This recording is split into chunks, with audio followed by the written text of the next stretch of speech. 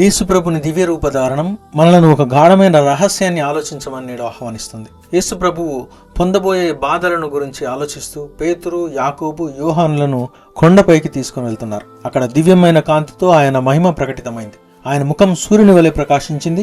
ఆయన వస్త్రాలు మంచు వలె తెల్లగా మారాయి. మోషే, ఏలియాలు కనిపించి ఆయనతో మాట్లాడుతున్నారు. ఇది సాధారణమైన సంఘటన కాదు. ఇది స్వర్గపు ఆవిష్కరణ, శిలువ నీడలో ప్రకాశించే పునరుత్థాన మహిమకు ముందస్తు దర్శనం. మోషే ధర్మశాస్త్ర ప్రదాత. తొలుత బాధ్యతను తీసుకోవడానికి సంకోచించాడు. దేవునిపై మొదట గొనుగాడు, కాని చివరికి దేవుని ఆజ్ఞకు లోబడ్డాడు. ఏలియా ఉద్వేగపూరితమైన ప్రవక్త. నిరాశతో పోరాడాడు, కానీ కొండపై విన్నటువంటి దేవుని మృదు స్వరానికి విధేయుడయ్యాడు. ఇద్దరు ప్రభునకు ఇరువైపులా సాక్షులుగా నేడు నిలుస్తున్నారు. ఈ యొక్క ముగ్గురు జీవితాల్లో మనం ఒకే నమూనాను లేదా పోలికను చూస్తున్నాం. అంతర్గత ఆందోళన, మానవ బలహీనత, సందేహం, కోపం, కానీ చివరికి దేవుని సంకల్పానికి పూర్తిగా అంగీకరించడం.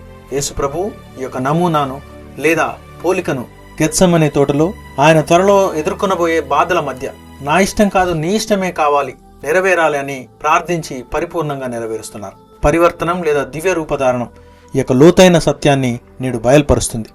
బాధ అంతిమం కాదు, అది మార్పు చెందటానికి, మహిమకు మార్గం. యేసు ప్రభువు, మోషే, ఏలియాలలో మనం ఒకే సత్యాన్ని నేడు కనుగొంటున్నాం. ఆందోళన, బాధలలో కూడిన జీవితం దేవుని ఉద్దేశానికి విధేయతతో ఎదుర్కొనబడుతుంది. కావున నేడు శిష్యత్వం యొక్క ఖరీదైన మహిమాన్వితమైన మార్గాన్ని బలపరుస్తుంది. మన యొక్క సొంత పోరాటాలు, ప్రలోభాలు, గందరగోళాలు, అనుమానాలు ఇవి అధిగమించాల్సినటువంటి అడ్డంకులు కావు. మనలో మార్పును రూపొందించడానికి ఉపయోగించబడే ముడి సామాగ్రి, మనలను శుద్ధి చేసి పరిపక్వతకు ఉత్ప్రేరకంగా మారేటటువంటి ఆయుధాలు. మరి మనం నేడు కొండపైకి ఎక్కాలి. నిరంతర ప్రార్థన, ఆత్మ సంయమనం కలిగి జీవించే ప్రయత్నం చేయాలి. ఈ యొక్క పవిత్ర భేటీ క్షణాల్లో శిష్యుల వలె దేవుని యొక్క సౌందర్యం, సాన్నిధ్యాన్ని మనం దర్శించుదాం. ఆయన ఈ యొక్క హెచ్చరిక నేడు చేస్తున్నారు. కొండపై అనుభవం అంతిమ లక్ష్యం కాకూడదు అని. తాత్కాలిక ఆధ్యాత్మిక ఉన్నతి, అసాధారణ క్షణాలతో మనం పొంగిపోకూడదు. బదులుగా అవి మనలను వినమ్రులుగా చేసి మన యొక్క సంకల్పాన్ని బలపరిచి బాధపడుతున్న, చీలిపోతున్నటువంటి ప్రపంచంలోనికి తీసుకెళ్లే శక్తిలా మారాలి. క్రీస్తుతో కలిసి మనం కొండను దిగుదాం. ప్రభువు మన రోజువారీ పనులలో, తలపడే ఇబ్బందులలో ఎదుర్కొనడానికి శక్తినిస్తారు. ఆయనతో ఐక్యమైనప్పుడే బాధల మార్గం పునరుత్థానికి, శాశ్వత మహిమకు దారితీస్తుంది. కావున నిజాయితీగా మనల్ని మనం ప్రశ్నించుకుందాం. మనలో ఏ విషయాల్లో రూపాంతరం కావాలి?